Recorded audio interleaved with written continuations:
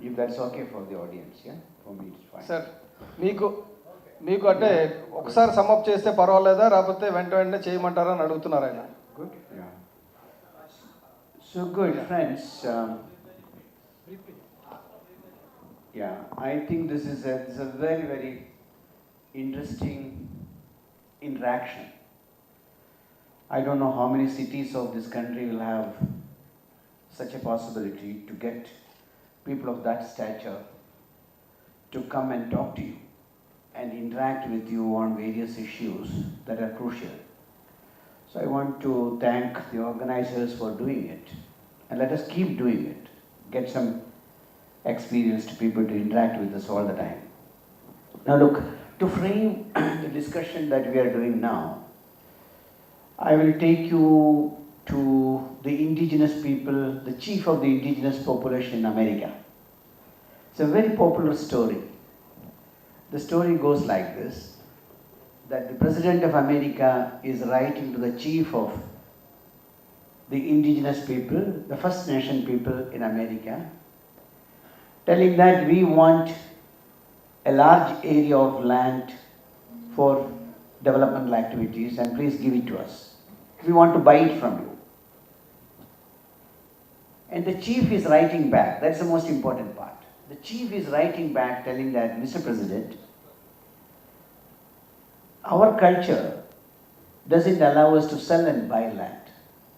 Land is God-given. Land is not for selling and buying. For us, land is like a newly born child. We care for it and we give it to the next generation because they also want to live on that land. Imagine the height of that expression, right? Indigenous people, Adivasi is telling the President of India, look, land is not for buying and selling, land is for us to survive, land is for us to care and give it to the next generation. Look at what is happening around you. Just selling and buying land, destroying the land, destroying the river. The Adivasi was much wiser than your chief minister. Right? So please educate your chief minister. Right? The second thing I want to begin with is the incident of Mahatma Gandhi. See, when the British people left India, the journalist came to Gandhi and said, Gandhi, how are you going to govern this country, such a big country? How are you going to govern it? The British people were governing it, you don't know how to govern it. And Gandhi had a very interesting answer. He said, we will have 700,000 villages, 7 lakhs villages, self-sufficient, self-governed villages uniting into a nation called India. We will not have government of India ordering what should the villages do. We will not have government of India contracting it to the government of Andhra Pradesh and government of Kerala, and then they subcontracting it to district collectors and SPs, and then they ruling us.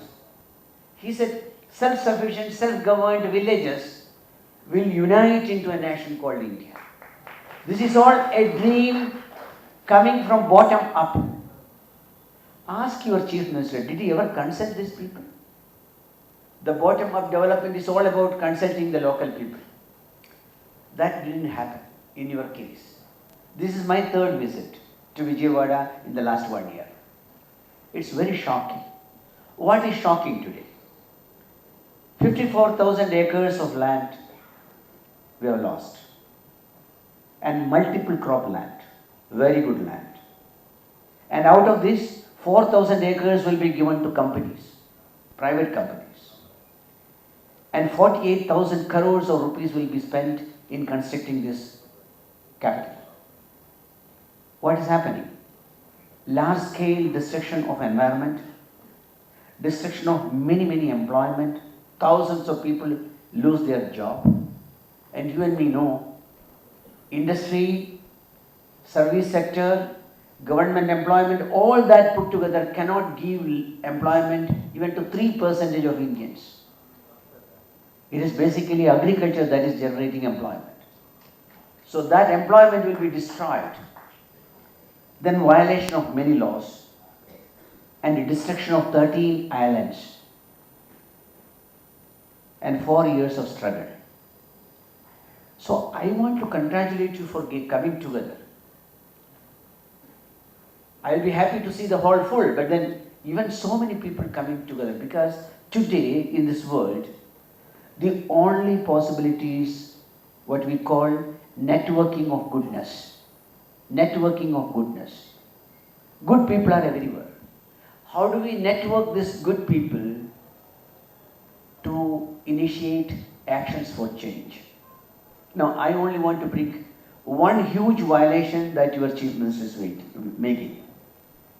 In 2012, I took 1 lakh people to Delhi, but before we reached Delhi, Jairam Ramesh came running to Agra to sign an agreement. And after that agreement, the most interesting thing that happened was a new act called Land Acquisition Rehabilitation Resettlement Act, LAR. This was an act of British time, where British people said land ultimately belongs to the state and we can take this land whenever we want. We don't need your permission. And that act of British time was changed only in 2013 after the Long March. And this new act, friends, that is what Mr. Chandrababu Naidu is violating. The new act says, 1, only with the consent of the people, local farmer, the land can be taken. Only with the consent, not even consultation. Only with the consent of the local people, the farmers, the land can be taken. How many farmers have given consent in this place? Second, there will be a social impact study. Environmental impact study, of course, but there will be a social impact study. By taking the land, what is going to happen to the society here? Where are they going to go? How many will end up in slums? How many can be relocated? So there will be a social impact study before taking any land. I know there was no social impact study done here. And then no multiple crop land will be taken. And the land here, all these 54,000 acres are multiple crop land. Not only one crop, in fact 5 crops on many lands. And compensation will be paid not only to the farmer but also farm dependent community. All those who are on the lease on the land, all those laborers who are working on the land should also be rehabilitated. And if the land is not used in 5 years, the land should go back to the farmer. Please look at this. Please look at this act called Land Acquisition Rehabilitation Resettlement Act. You will understand the person who is supposed to respect the law is violating the law. That is Mr. Chandrababu Naidu. So please educate your Chief Minister that he is not supposed to violate the law. He is supposed to help people to follow the law. So what am I requesting? My final part. We are planning to organize a large action because violations are not only happening here, it's happening all over the country. So we need to do something after 2012. So it is called Jan Andolan 2018. On 15th of August, 5 yatras will begin. One yatra of women from Nagpattinam in Tamil Nadu, one yatra of farmers from Punjab, one yatra of Dalit leaders from Maharashtra, one yatra of Adivasis from Jharkhand, and one yatra of landless people from Gujarat. And all these 5 yatras will culminate in a place called Palwal, about 80 kilometers south of Delhi. And from there, 25,000 people are going to march to Delhi. So this is going to happen on 2nd of October 2018. Please participate. Please participate. 25,000 organized people, but then many organizations are going to come to show solidarity. And then there will be 10 lakhs signature to the President of India. There will be 10 lakhs people fasting on 2nd of October in support of this march. So this is going to be a huge action that should shape the state of India, right? They cannot drive us the way they are driving us. So let us understand things are going wrong, things are going bad. It is affecting our life every day.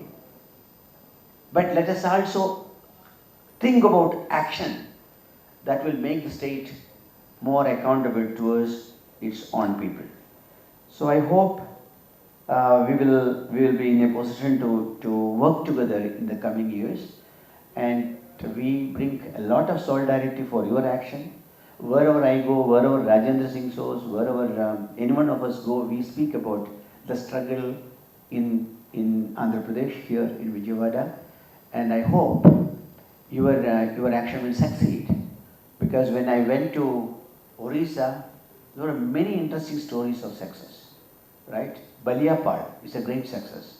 Anti-POSCO movement was a great success.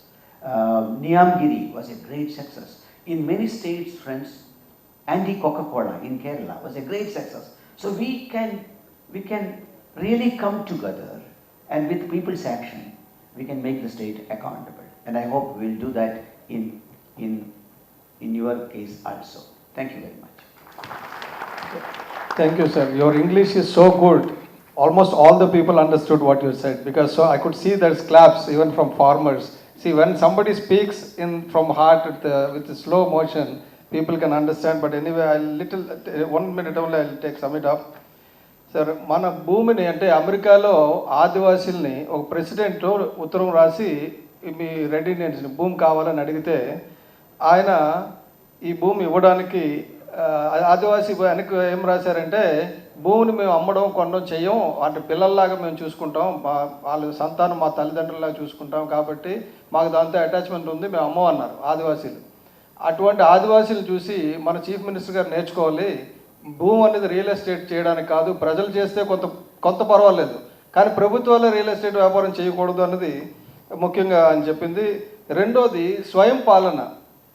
Gandhi గారు ఆయన స్వాతంత్రం వచ్చిన తర్వాత మీరు ఎలా పాలించుకుంటారు, ఇన్ని రకాల భాషలు, ఇన్ని రకాల జాతులు, ఇన్ని రకాలు ఉన్నాయి కదా, మీరు భారతదేశాన్ని పాలించగలరా అని అడిగితే ఆయన చెప్పింది, మా భారతదేశంలో 7 లక్షల గ్రామాలు ఉన్నాయి, ఒక్కొక్క గ్రామం ఒక్కొక్క కంట్రీ కింద ఉంటుంది, ఇండిపెండెంట్గా ఉంటుంది, అన్నీ కలిసి భారతదేశం అవుతుంది, మా గ్రామ స్వరాజ్యం మేము కాపాడుకుంటాం, కాబట్టి మాకు ఇబ్బంది లేదు పాలించడానికి, మేము ప్రపంచానికి మార్గదర్శనం అవుతామని చెప్పారు. అలాగే ఇప్పుడు ఇక్కడికి వస్తే ప్రస్తుతానికి మన రూలింగ్ స్వయం పాలిత, ఇప్పుడు మిమ్మల్ని ఎవరిని అడగకుండానే మీ భూములు తీసుకోవడానికి ప్లాన్ ముందు చేసేసి తర్వాత మీ ఎక్విజిషన్ ఇవ్వకపోతే, పూలింగ్ ఇవ్వకపోతే ఎక్విజిషన్ అని చెప్పి జడిపిస్తున్నారు. అది కుదరదు. ఎందుకంటే నువ్వు చూశాను 54,000 ఎకరాల్లో ల్యాండ్ గురించి వీళ్ళు అడగడం, అందులో ఫ్లడ్ ప్లైన్స్, పంట భూములు అన్నీ ఉన్నాయి. ఈ భూమి నుంచి ఈ పంట భూములు కానీ తీసేస్తే మనకి ఎంప్లాయ్మెంట్